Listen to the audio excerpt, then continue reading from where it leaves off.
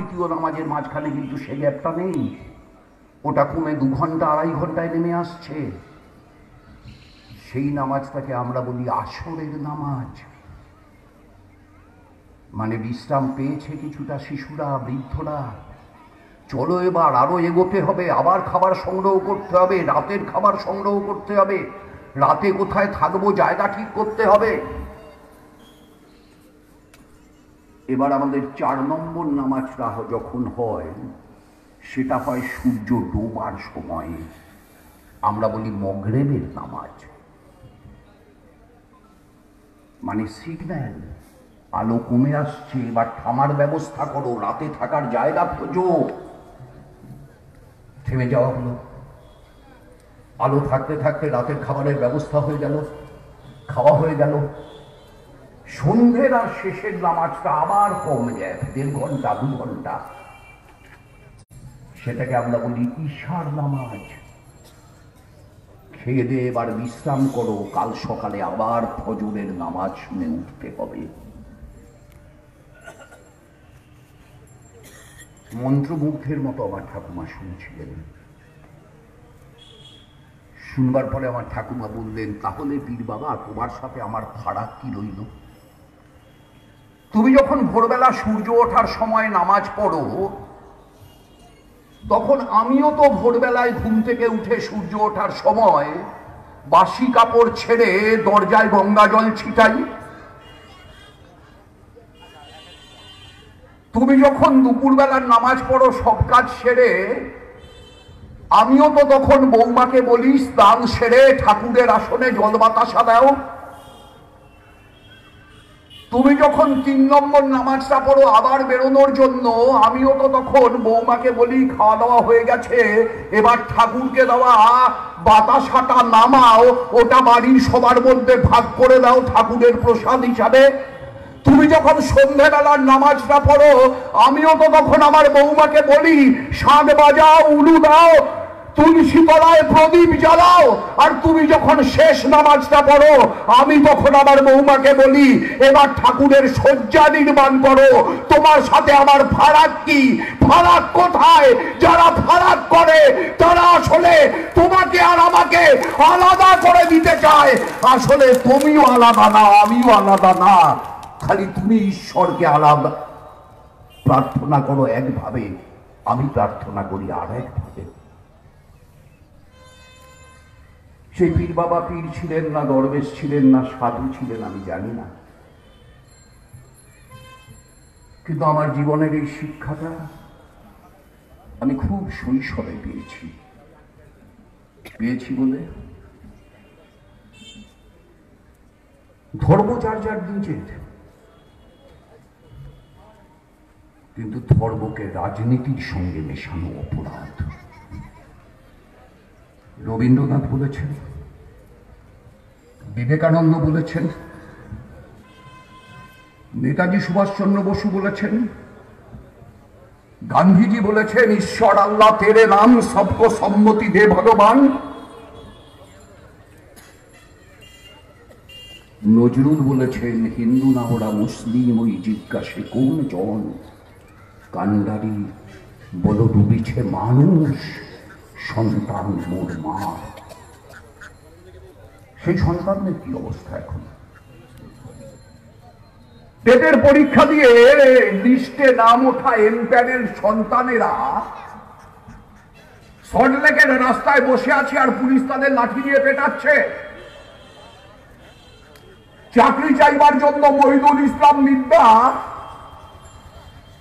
নবান্নের দিকে মিছিল করে যাচ্ছে আর পুলিশ তাকে এমন ভাবে লাঠি মারছে যে কিডনির রক্তক্ষরণ হতে হতে ছেলেটা মারা যাচ্ছে।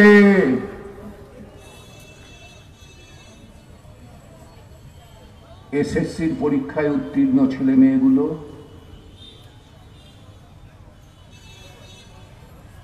কবে অ্যাপয়েন্টমেন্ট লেটার পাবে কেউ জানে না। অনুব্রত মণ্ডল বলছেন খেলা হবে, খেলা হবে। আমি বলতে চাই খেলা তো হবে বটেই, কিন্তু তোমরা বলছো খেলা হবে আর আমরা বলছি খেলার রেজাল্ট হবে। খেলার রেজাল্ট কি হবে? প্রতি বছর টেট হবে। খেলার রেজাল্ট কি হবে? প্রতি বছর এসএসসি হবে। খেলার রেজাল্ট কি হবে? প্রতি বছর পিএসসি হবে। খেলার রেজাল্ট কি হবে? বেকার যুবর কাজ হবে। খেলার রেজাল্ট কি হবে? শূন্য পদ পূরণ হবে। খেলার রেজাল্ট কি হবে? দেশ বেচা বন্ধ হবে। খেলার রেজাল্ট কি হবে? রাজনীতি থেকে ধর্ম বাদ যাবে। খেলার রেজাল্ট কি হবে? কাটমানি বন্ধ হবে। খেলার রেজাল্ট কি হবে? দুর্নীতি বন্ধ হবে। খেলার রেজাল্ট কি হবে? চাল চোর হাজতে যাবে। খেলার রেজাল্ট কি হবে? টিপল চোর জেলে যাবে। খেলার রেজাল্ট কি হবে? কয়লা চোর সিবিআই এর নোটিশ পেয়েছে। আজকেই অভিষেক ব্যানার্জির বাড়িতে সিবিআই অফিসারটাকে ছিলেন বউয়ের নামে নোটিশ দিতে। শালিও আছে সঙ্গে। জানেন তো আপনারা সোনা বৌদিকে চেনেন তো? সাধারণ বৌদি না, কিন্তু সোনা বৌদি। শুধু বৌদি বলে রাখবেন না, সোনা বৌদি বলে রাখবেন। সেই যে এয়ারপোর্টে বস্তা বস্তা সোনা নিয়ে এসে নেমেছিল, পুলিশ আটকে ছিল। আমাদের সততার প্রতীক দিদি তার বড় বড় অফিসারদের পাঠিয়ে দিয়েছিলেন, তারা তাকে বের করে নিয়ে চলে গেছিল। আরে বাবা,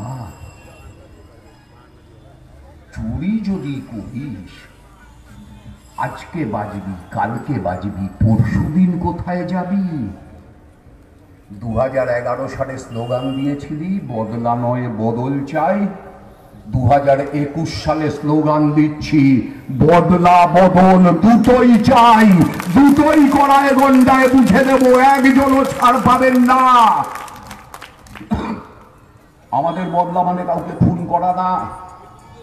তৃণমূল কর্মীরা নিশ্চিন্ত থাকুন, তাদের একটা পার্টি অবশ্য আমরা দখল করব না। আমাদের 1170টা পার্টি অফিস তারা একদিনে দখল করেছিলেন,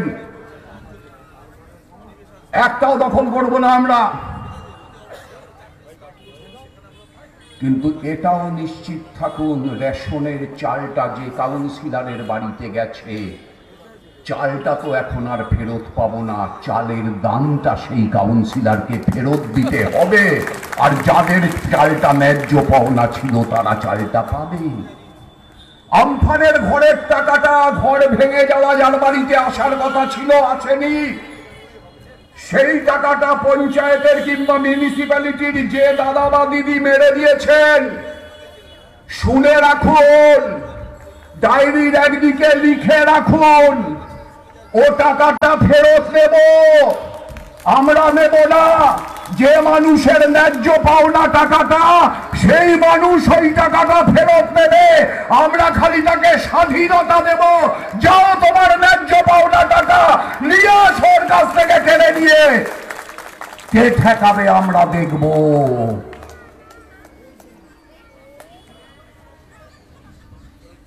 গরুর দুধ থেকে সোনা খুঁজে পান দিয়েছে তো বাবা, সোনার বাংলা বাড়বার জন্য তো কত গরু পাঠিয়ে দিলেই হয়। বিজেপি আনার দরকার কি? গরুর দুধে যখন সোনা আছে, কিছু ভালো ভালো গরু পাঠিয়ে দিচ্ছে, তাহলেই তো সোনার বাংলা।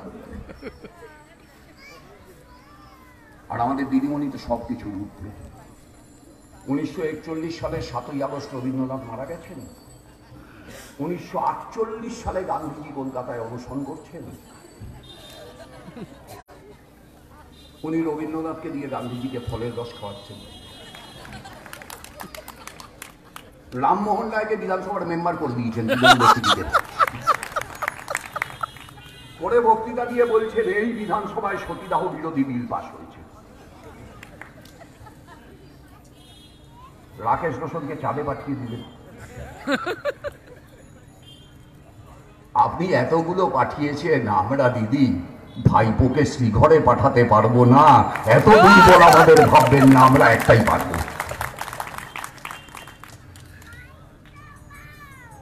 কে সরকার করবে?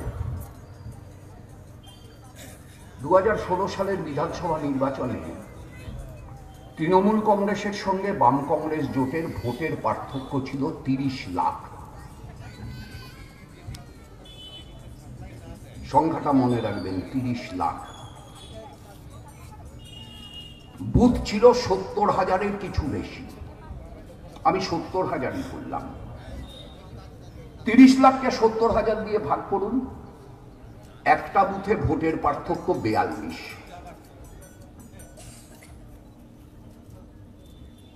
কিন্তু এখানকার সব মানুষ কি বুথে গিয়ে ভোট দিতে পেরেছিলেন?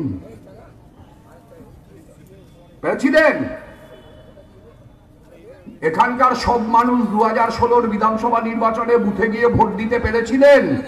না না পারেনি। 2019 লোকসভা নির্বাচনে বুথে গিয়ে ভোট দিতে পেরেছিলেন? না। তাহলে যে ভোটগুলো আপনারা দিতে পারেননি ওরা দিয়ে দিয়েছিল, সেই ভোটটা 30 লাখের মধ্যে আছে। টেলিভিশনে লাইভ দেখেছেন, ইভিএম এর মেশিনের সামনে একজন মোটা সোটা দাদা দাঁড়িয়ে আছে, গলায় একদম কিসের রশি বলে ওগুলোকে? নারকেলের রশি না, নারকেলের দড়ি। ওই নারকেলের দড়ির মতো মোটা মোটা হাড়। দুই একটা মাল তো এমন শরীরের ওজনের থেকে গলার হাড়ের ওজন বেশি। সব দাঁড়িয়ে আছে আর হাতে কালি দিয়ে দিচ্ছে, আর সেই লোকটা একটা বোতাম টিপে বলছে আপনার ভোট হয়ে গেছে। দেখেছেন সবাই লাইভ। ওটাও 30 লাখের মধ্যে আছে। ডায়মন্ড হারবার লোকসভার 7টা বিধানসভার একটাতেও ভোট হয়নি। আমাদের জেলার সন্দেশখালীতে ভোট হয়নি, মিনাখায় ভোট হয়নি, হাড়োয়ায় ভোট হয়নি, হিঙ্গলগঞ্জে ভোট হয়নি, জঙ্গলমহলের একটা বিধানসভাতেও ভোট হয়নি। এখন সুশান্ত বোস চলে গেছে, ভোটকে না করতে দেয়, দেখে নেওয়া যাবে। তাহলে এই ভোটগুলো সব 30 লাখের মধ্যে। এর জন্য কত বাদ দেবেন আমি বলছি, একটাও বাদ দেওয়ার দরকার নেই। 30 লাখ ভোটের ডিফারেন্স 70,000 বুথে, তার মানে বুথ পিছু 42। যে রেটে টিএমসির বিজেপিকরণ চলছে, শেষ পর্যন্ত তো আমার ভিতর একটা আশঙ্কা আছে যে টিএমসির খালি মাঝখানের এমটা থেকে যাবে, বাকি গোটাটা টিসি মানে ট্রান্সফার সার্টিফিকেট নিয়ে বিজেপি হয়ে যাবে।